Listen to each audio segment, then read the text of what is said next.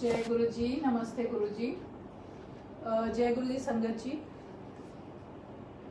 ओम श्री गणेशाय नमः। ओम नमः शिवाय, शिव जी सदा सहाय। ओम नमः शिवाय, गुरु जी सदा सहाय। Day 6, reading of Light of Divinity.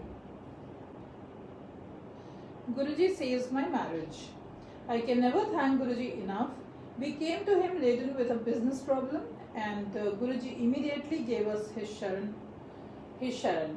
Everything was okay, but my biggest trial was ahead of me. I have been married for 35 years. I have a son and a daughter, both married, and our house has been blessed with a granddaughter. But it is said, no one ever gets everything. My husband's habits could take improvement. He likes to enjoy life but does not want to take on any family responsibilities. And when he drinks, which is what really frightens me, he becomes violent and abusive. My children, thanks to Guruji, are a consolation. I would come to Guruji and ask him for a child for my daughter. But my loving Guruji wanted to get my house clean first. Granting the boon of a child was no problem. One night, I had gone home after taking Guruji's leave. My husband wasn't in, but I wasn't worried. He played golf and came home late at least 4 times in a week. Though in his early 60s, he had always liked to drink and eat with his friends. I alternated between being angry and loving since I could never oppose him. For then, he would start using his hands. I was very afraid of him. Usually, when he entered the house at night, I would pretend to be asleep to avoid an ugly scene. That night, I had just turned off the bedside lamp when I seemed to hear dear Guruji's voice. He said, "Find out where your man is." I turned on the light and called my husband on his mobile. Due to Guruji's grace, the mobile was on and I could hear him talking with a woman. I could hear everything. My husband was with his mistress. I was stunned. Of course, I knew that he used to go to girls when he was young. When I voiced my suspicion, he would point out that he daren't take such a risk as AIDS was prevalent. Since my husband had always been conscious of his health and spoke with such confidence, I had believed him. So, this affair was a big shock for me. But I kept my wits about me and summoned my daughter-in-law and let her listen to the conversation, for I knew I would need to confront my husband with proof. Else, he would just prevail over me with violence. My son was out of Delhi. Guruji, I'm sorry, but that day, when he came back home, I hit him and turned him out. He was so drunk that he did not know what was happening. He was kept out of the house for 10 days and came back saying many times that he was sorry. He is a man with a big ego. He never used to say sorry. 2 months after that incident, there was a sea change in my husband. He turned into a good man after making me suffer for 35 years. Today, the same man loves me a lot. He loves the children and his granddaughter. Nowadays, if he drinks a lot, he cries. He confesses that he is not a good man and has given me a lot of pain. With Guruji's grace, I have forgotten everything, and there is deep love between me and my husband, as if we have just been newly married. May Guruji bless all the women of the world who suffer so much. I would like to tell everyone to come to Guruji's feet and be happy. He is God. I love my Guruji very much. Sangatji, this is a satsang of a devotee, name not mentioned here. And now I move on to the next satsang.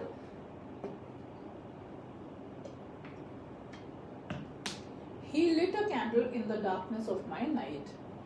Certain occurrences are beyond the realm of human understanding, and we can only embrace such experiences with the conviction that divine intervention has prevailed. I shall be eternally grateful to Guruji, who gave me a new lease of life. With the benefit of hindsight, I understand why, although at that time the reasons were unclear to me. Misery shrouded the core of my being as my suffering was intense. Every cell and nerve of mine was filled with agony on the physical and psychological levels. Even though Guruji had entered my life as a beacon of light, I was unable to see beyond my own darkness and despair. Born and raised in Manchester, UK, I suffered from congenital asthma and eczema as well as a hole in the heart. My childhood was traumatic for my parents and very tiring and trying for me. However, on account of strong health karma, my spirit had become indomitable as I had to endure much more than my contemporaries. I had learned to rise above the trivialities at a tender age due to my tribulations. I had reservations about my life exceeding 10 years. Good fortune prevailed. My parents, on the other hand, lived with uncertainty as the heart specialist had painted a grim picture for me. I was healthy and happy teenager enjoying all the joys that life offered. At 22, I tied the knot and migrated to Delhi. However, as fate had it, a cloud of torment again descended upon my life as my asthma choked me with every changing season. I was hospitalized each time and given steroid injections. I felt dejected and rejected as, despite my best efforts to evade and avoid asthma attacks, I was still stuck with the worst kind. My most life threatening one struck me in 1997, and that is when I resigned to it completely. I recall praying in my heart that this be the final one, as I could no longer endure the affliction. During that ill-fated time, I had developed a nasty skin condition that enveloped my entire body. A biopsy confirmed that I had skin cancer. I kept my plight to myself and I was determined not to shock my family. It was earth-shattering news and I had decidedly reached the end of the road as my strength to go on had diminished. However, in the darkness of my night, Guruji by divine grace lit a candle. Each time I revisit the day, I glimpsed him. I can distinctly recollect my feelings. As good fortune had it, Guruji sat alone in his room that day when my friend, who had insisted on my paying him a visit, accompanied me to him. His mere presence overwhelmed me. I had felt like a lost child all my life who had finally found the comfort and protection of her mother. I had been instantly taken under his wing. I had discovered true love like never before. It was pure and unconditional. I felt at home as he embraced me with his infinite love and asked me to attend his congregation every evening. Come rain or shine, I would go to Guruji every evening and sit among hundreds of other devotees. At that time, I was undergoing immense physical pain as my skin was oozing with pus and blood. In addition, I was psychologically distressed and this made me increasingly uncomfortable around people. As time elapsed, Guruji bestowed upon me a blessing that began to heal me internally. I began to accept my condition and instead of resisting and fighting it with an overkill of bitterness and animosity, I made peace with it. I accepted the inevitability of my illness, and since I grew to be at ease with it and with my circumstances, I went with the flow without expecting to be healed. I didn't believe that healing was a possibility. Merely being with Guruji and imbibing his energy elevated my spirits, and I expected no more. I was finally at peace. As I immersed myself more and more in his gracious presence, I felt a spiritual awakening. I simply loved being with him, and he rendered upon me love that I never knew before. His love was pure and unconditional, and the kind that could not be substituted. I gravitated towards him very naturally and effortlessly every single evening without fail. On the blessed day, he summoned me to the front, where he sat and quite openly announced in Punjabi, which I must confess was Greek to me, that he had tried and tested and squeezed me like a lemon, and that now he would heal me. I must not fail to add how true his words were, as he had left no stone unturned in testing my endurance to see if I was worthy of his love. I returned home that evening with hope and joy blossoming in my heart. All those months that my skin was inflamed, I would avoid my reflection as I was daunted by it. The mirror was a painful sight. The turning point arrived when Guruji endowed me with his eternal blessings and advised me to muster the courage to look in the mirror. The courage is what it took, as the reflection had changed by only a fraction. However, within a few weeks, I saw a new me standing in the mirrors, a stranger to myself. I was overawed by Guruji. Without a shadow of doubt, I was convinced of his sublime healing powers, and my love for him grew even stronger and my faith even more formidable. Changing seasons came and went, but did not trigger off any asthma attacks. In fact, I breathed Delhi's polluted air as normally as anyone I knew without being choked by it. Guruji gave me a new lease of life and told me that I would not have survived if he had not healed me. His words correspond with an astrologer's whom I had met much earlier that year. It is a challenge for me to give expression to the transformation that took place. But the least I can say is that he healed me not only physically but also enriched me spiritually. After the longest time, I began to feel uncomfortable in my own skin, literally. However, Guruji's tests are unending, and as nature has it, we became selfishly distant once we are granted our prayers. One particular incident demonstrates how Guruji never ceases to love his disciples. He had told me to light a candle before his photograph every day. One day, after lighting half a box of matches, the candle had still not lit, much to my dismay. In a fit of fury, I went to the bathroom, came out, and there was a lit candle. I was startled.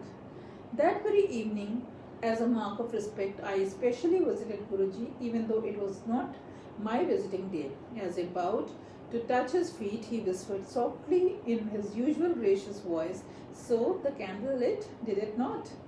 I knew then that it was I who had distanced myself from Guruji, and he, on the contrary, always remained connected. In a word, I would like to conclude by humbly experiencing my heartfelt gratitude to him and live every moment feeling indebted to his grace.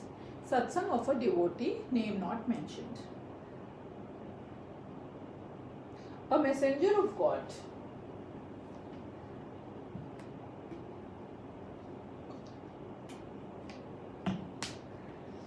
I was distressed and shattered when my college-going son fell into a depression for no apparent reason. Although we took professional help, my thoughts turned to Guruji, about whom I had heard from my daughter. Mother family of a friend of my daughter used to go to him. The friend's mother agreed to introduce us to Guruji. She assured me that my son would not lose college time. Guruji would take care of everything. I just wanted my son to be well. His losing a year was not a priority. Guruji was extremely kind during his first meeting with him. Once he assured me that things would be okay, I relaxed. With Guruji's blessings, my son made slow but steady improvement. Against the doctor's advice, my son appeared for half his exams. The college allowed him to appear for the rest after a month. So he obtained good marks. By the grace of God and Guruji, my son recovered within a month. He happily settled down in his hostel and did well in his studies. His depression seemed like a bad dream. After meeting Guruji, I feel our family has been blessed and we are secure under his protection. I shall always feel grateful to Guruji for his kind blessings. He is truly a messenger of God. This is also a satsang of a devotee, and the name is not mentioned here, Sangatji. So I move on to the next satsang. The saving power of satsang. The word satsang means true or good company. It is beneficial listening. In Guruji's Darbar, everyone is satsang carrier empowered by his will to deliver messages to those afflicted by grief. It is not surprising that those who listen to these satsangs find that they are being told about problems that they suffer from. Mr. Arun Sehgal, who had never had Guruji's darshan, got admitted to a hospital and came to know that there was a blood clot in his brain. A devotee who knew Sehgal went to him in the hospital and narrated some stories about Guruji. After this satsang, the doctors found that the clot had moved to a dead portion of his brain. On learning of this miraculous occurrence, the devotee told Sehgal that he had been blessed and that there was no need to worry. The patient, however, was dismissive. He felt that the clot's movement to a benign area of his brain was a random occurrence, not a manifestation of Guruji's divine will. The very next day, a worried doctor came in and told Sehgal that there had been a serious development.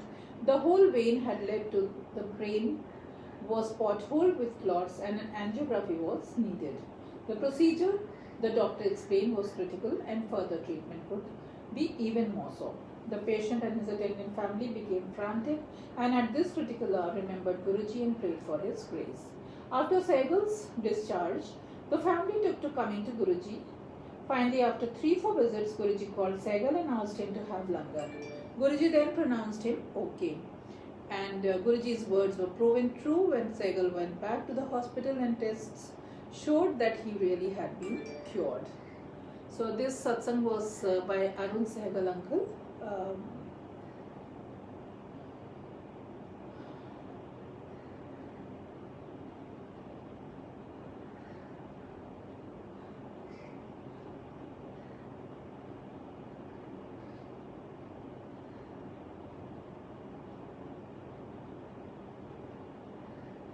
So Sangatji, I end my session here with 7 times Guruji's mantra jap, and I would request all of you to chant the mantra jap along with me. Om Namah Shivaya, Shivji Sada Sahai. Om Namah Shivaya, Guruji Sada Sahai. Om Namah Shivaya, Shivji Sada Sahai. Om Namah Shivaya, Guruji Sada Sahai. Om Namah Shivaya, Shivji Sada Sahai. Om Namah Shivaya, Guruji Sada Sahai. Om Namah Shivaya, Shivji Sada Sahai. Om Namah Shivaya, Guruji Sada Sahai. Om Namah Shivaya, Shivji Sada Sahai. Om Namah Shivaya, Guruji Sada Sahai. Om Namah Shivaya, Shivji Sada Sahai. Om Namah Shivaya, Guruji Sada Sahai. Om Namah Shivaya, Shivji Sada Sahai. Om Namah Shivaya, Guruji Sada Sahai. Shukrana Guruji for today's reading and for everything. Anantam Shukrana. Thank you Sangatji for joining in and listening to this satsang and seeking blessings of Guruji, as we today read one satsang where by merely listening to a satsang, one sangat got cured from the clots in his brain. So amazing are the ways of Guruji. Jai Guruji.